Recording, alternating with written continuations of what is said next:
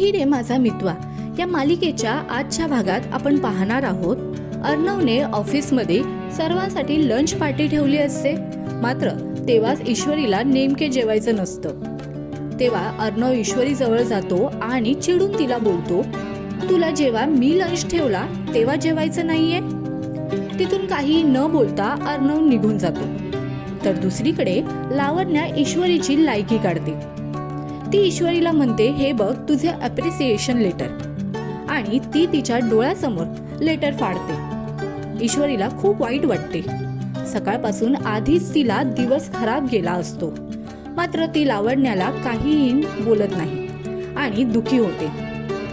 मग तुम्हाला काय वाटते, येणाऱ्या भागात नेमकं काय होईल? अर्णव ईश्वरीला जेवणासाठी बोलवेल का? लावण्या ईश्वरीची माफी मागेल का? आम्हाला कमेंटमध्ये सांगा. तसेच तुम्हाला तू ही रे माझा मितवा ही मालिका आवडते का? मालिकेतील कोणते पात्र तुम्हाला जास्त आवडते आम्हाला कमेंटमध्ये सांगा.